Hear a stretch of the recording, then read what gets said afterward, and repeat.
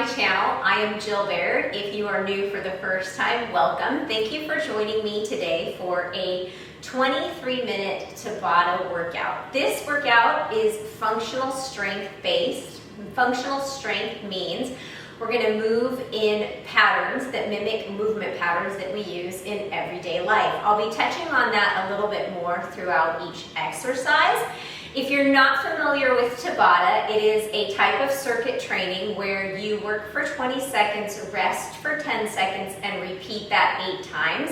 So we have 5 separate Tabata circuits in this workout. I'm going to be using lighter dumbbells. I have a 7-pound set and a 5-pound set, so this is really light for me. My heavy is 15 to 20 pounds, so you can judge based on what your heavy and light dumbbell preference is. There is not a warm-up in this workout. If you need a warm-up, I recently posted the perfect all-standing, all levels, total body warm-up that I've linked in the card above, and it's also linked in the description below. So if you are not yet warm, press pause, click on that warm-up, spend 5 minutes getting your body ready, and then jump right back in here with me to do this workout. Okay, that's enough talking. Pick up your dumbbells. I'm going to pick up my 7-pound dumbbells for this first Tabata circuit. We're going to be doing squats, holding the dumbbells, and since squats involve large muscle groups, glutes and quads, we can definitely use a little bit heavier weight for these exercises. Okay, I'm going to hit the timer. Let me make sure that the volume is turned up, which it wasn't. And when you hear that bell, we're going to come into a squat. So feet hip-width distance apart. Toes can be slightly pointed out. 11 and 1, think on a clock. 11 and 1. You're going to come down, squeeze your butt, and come up to stand. Don't thrust your hips forward. Use that glute strength to stop you at the top. So it's quick, which is why I suggested heavier weights. Now we're going to do a squat variation that's called a plie squat. So heels in, toes out, bend your knees, press your outer knees towards your pinky edges of your feet, and then come up to stand. So don't let your knees fall in. And as you probably guessed, a squat is one of the functional movement patterns that we follow in our daily life. And when performed correctly, we keep our back safe. So no hunching over to pick something up off the floor. You can squat down. We're going to go back to the regular squat and squeeze your buns to come back up. Not using your low back to come up out of the squat. Press your feet into the floor. Squeeze your butts and your quads to come up. Okay, back to that plie squat. So I'm holding my dumbbells facing each other here. Shoulders are open, which means that the shoulder blades in the back are down, snuggled in into their sockets so that your collarbone and your chest can be open wide. And you don't have to go all the way down to the floor in your squat. Exhaling as you press to come up and inhaling as you lower. Okay, back to the regular squat. Heels about hip width, feet about hip width distance apart.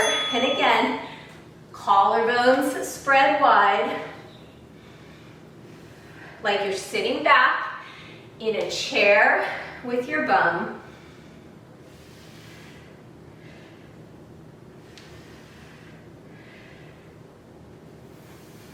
Exhaling to come up and inhaling to lower. Okay, heels in, toes out. Dumbbells facing each other. Make sure your core is engaged. What does that mean? So imagine that you're laying on the floor and your pet or your kid, your baby, was going to crawl across your belly. That's what engaging your core is. It's that bracing of the core, so knitting the front ribs in and down, and then lifting the belly button up and back. Okay, we have one more of each.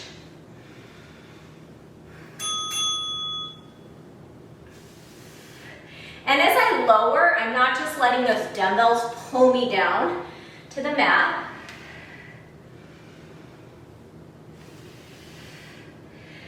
Controlling that eccentric movement, which is the lowering, and the concentric movement, which is the work, the lifting. All right, last round of the plie. So really paying attention to your knees here. If they're caving in towards one another, press into your heel and the entire pinky edge of your foot to press those knees out wide.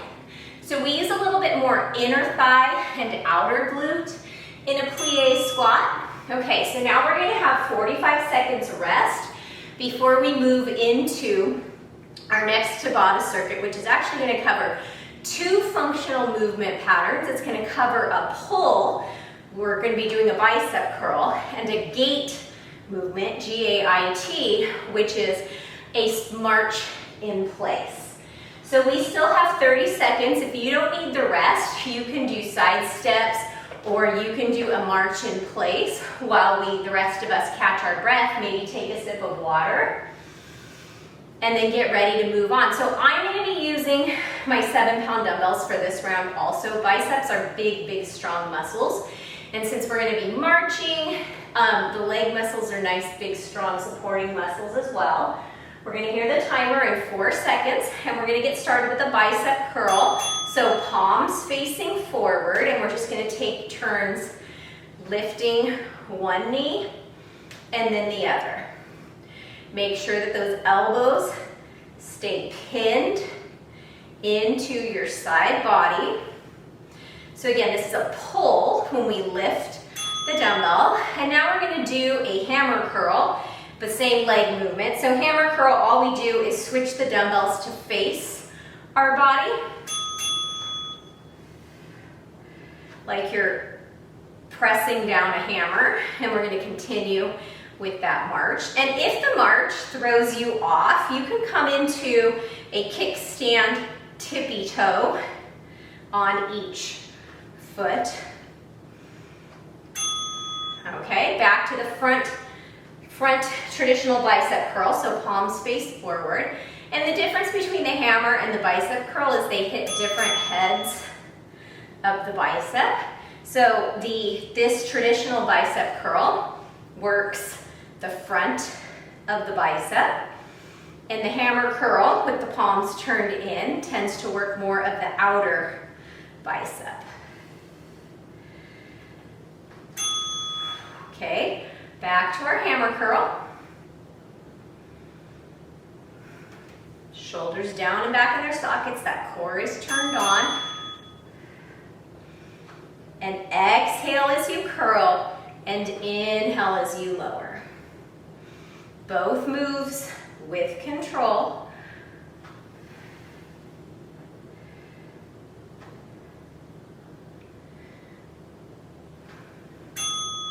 Okay, back to the front facing hammer curl. We're halfway through this set.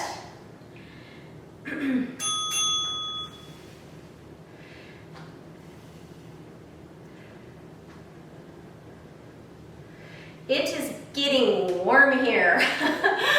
It is warm in my garage today. It is hot outside, which is nice. It is Friday before Memorial Day weekend. I probably won't post this video for another week, but I hope the weather stays nice for Memorial Day weekend. Do you have any summer vacation plans or Memorial Day weekend vacation plans? Let me know in the comments below. And if you are looking for workouts to do on vacation with no equipment or with mini bands, I have a lot of those types of workouts. You can find them in the playlists on my channel. They are no equipment workouts. There's everything from beginner to more advanced. All right, palms facing forward, shoulders down and back, chest tall and proud.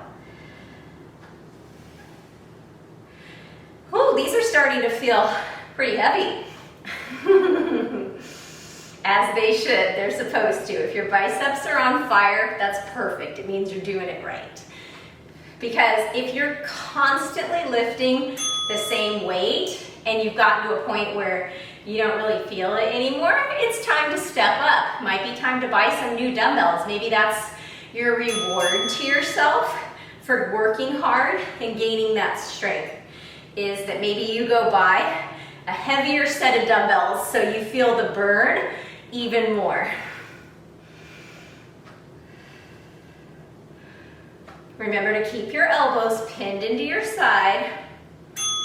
All right, let's see where we're at. Oh, that was the end of that set. Okay, so I am going to put these dumbbells down, and I'm going to use one of my lighter dumbbells for the next circuit.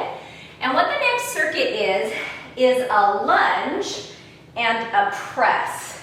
So we're lunging and pressing. If it's too much, you can lunge, stand with both feet on the ground, and then press. Why don't we do it that way to start, and then if we feel confident, we'll progress it to where we push when we're down in the lunge. So 2 movement patterns, functional movement patterns in this circuit, a lunge and a push. So pushing the dumbbell away, lunging the leg back. We're on in 5 seconds. I'm going to keep my left leg stationary. I'm going to step my right foot back into that lunge and then press the dumbbell as I come up to stand. So in a lunge, to have the most stability, you need your feet on railroad tracks, not a tightrope. So our right foot isn't stepping back behind our left foot, it's stepping hip width distance back. Okay, so now my right leg is going to stay grounded, and I'm going to step my left toes back, 90-degree bend in the left knee and the right knee, and then I'm squeezing that right butt cheek to come up to stand. I'm actually squeezing both of my butt cheeks, but I'm really working into the right.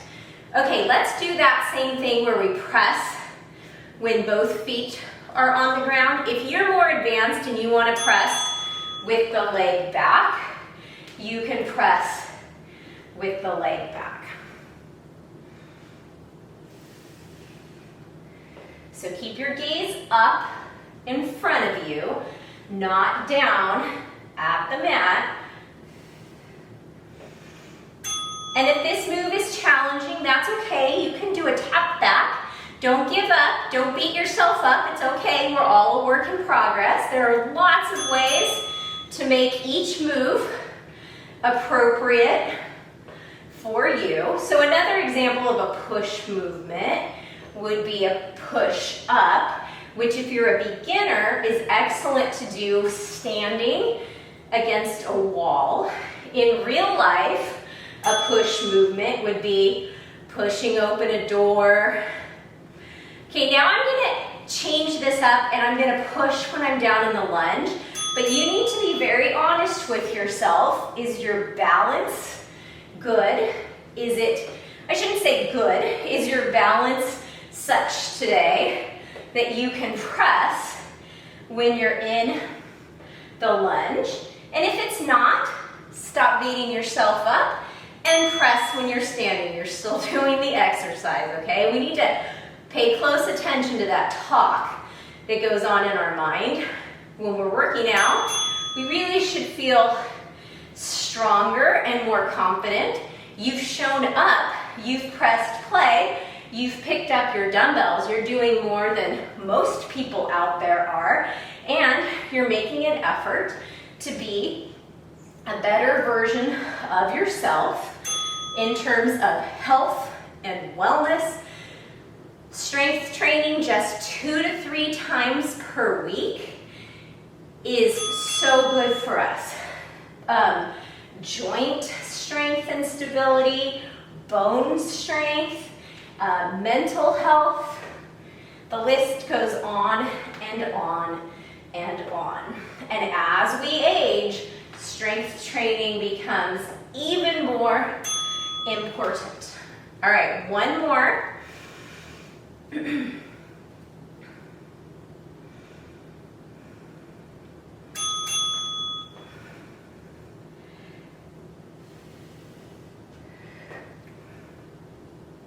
And even as I press that dumbbell forward, I am keeping my shoulder blades snuggled in towards one another.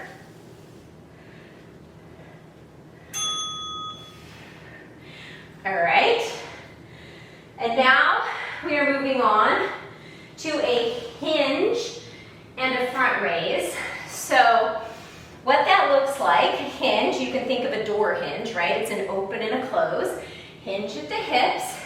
We're gonna trace the dumbbells down the shins, just below the knees. Then use your knuckles up against your shins and your quads, and we're gonna lift one dumbbell, and then we're gonna come back into the hinge, and we're gonna squeeze our buns to come up, and then we're gonna lift the opposite dumbbell. We still have about 15 seconds left. If you don't need it, you can do a march in place, you can do side steps. And we're on in 5 seconds. So feet hip width distance apart, shoulders down and back in their sockets. Inhale, stick your butt back, stretch your chest forward. Exhale, squeeze your butt, tuck it under, come up to stand. Front raise with the right hand. And then inhale, the knuckles trace the quads, and then exhale, lift the other side. So I only got 2 reps in, and that's okay. Quality over quantity. We're not rushing through it. All right, inhale. And then think about lifting the back of your butt up just a little bit in that hinge. So if you could put your hands back there and kind of lift your tush up towards the wall behind you, and then come up to stand, you'll notice a lot of engagement in those hamstrings. So hinging is something we might do if we're picking up laundry out of the dryer. A lot of times we hurt our backs, right? Like bending down improperly. So when you learn the hinge technique, you can employ that in everyday life to stay safe. So fitness really should have a function, right? Like we shouldn't just be doing the same thing every single day and expecting any change in strength.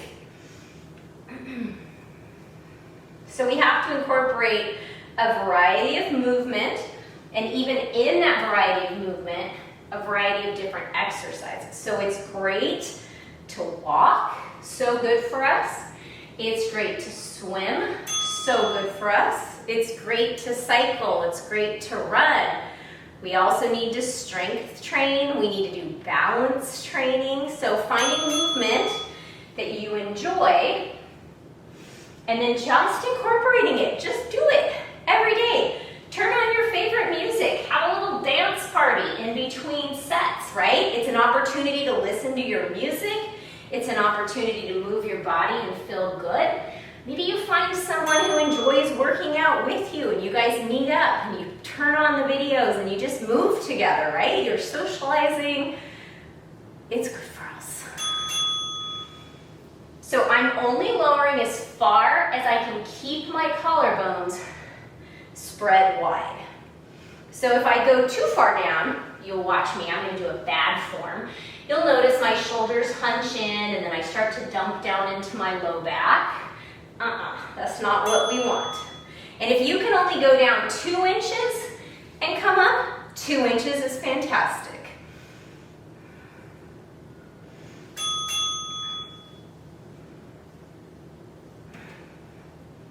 Oh, let's see.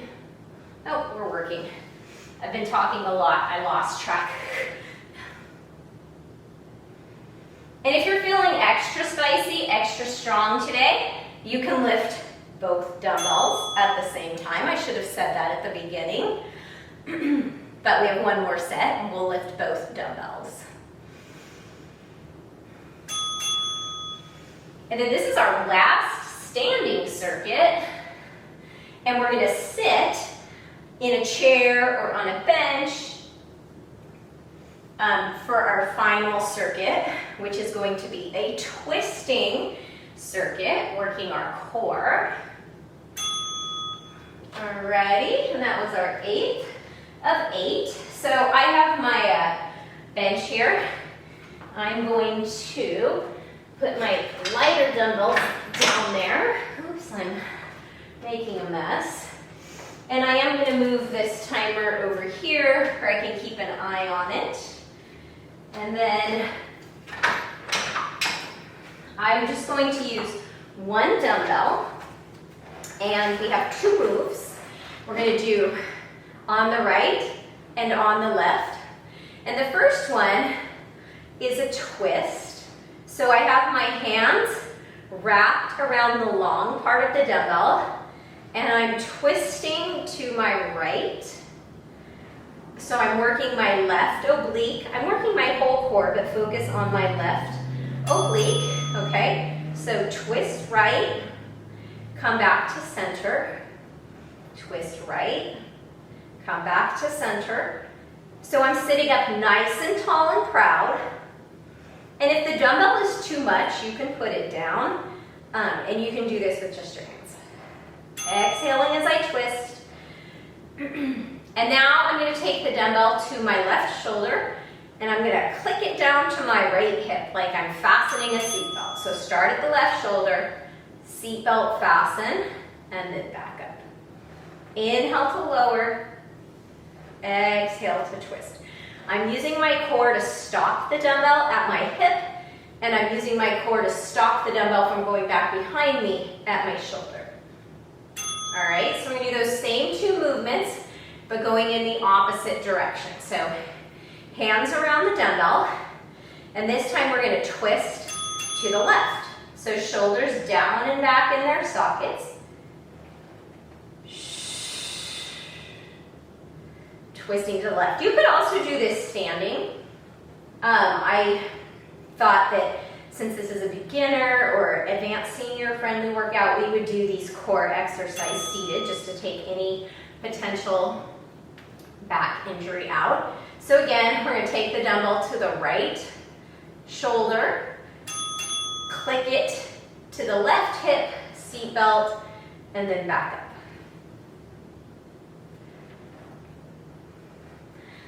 So this twisting is our 7th functional movement pattern. And since I'm calling this a seatbelt click, sort of a wood shop, that is a practical, everyday application of the twist. Okay, so now we're going to put the dumbbell out in front of us, and we're going to twist to the right, back to center, twist to the right,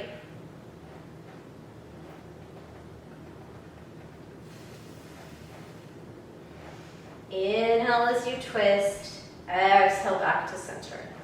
Keep those shoulders down away from your ears. Okay, dumbbell's going to come to my left shoulder. Seatbelt plugs in, clicks in, down at the right hip.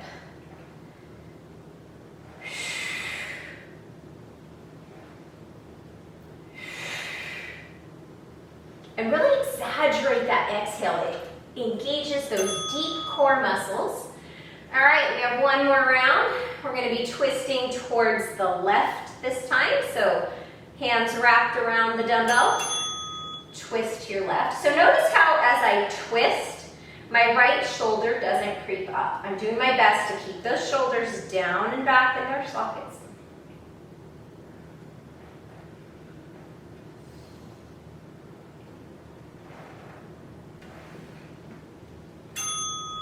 And then one more seatbelt click. We're going to take it. This is driver's side seatbelt.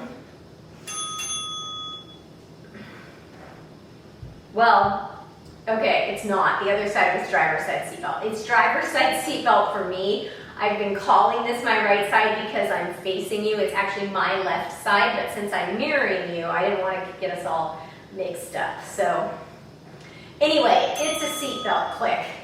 All right, guys, that was our final exercise. Thank you so much for joining me. Be sure to get some stretching in. If you need some recommendations for some stretches, there are some linked down below in the description, and then there's some stretching videos linked in these cards as well. So until the next time we see each other, drink a lot of water, be good to yourself up here and physically, and do good things. Spread some good in this world and look for some good in this world. It's out there. All right, guys, I'll see you back here soon. Thanks for joining me.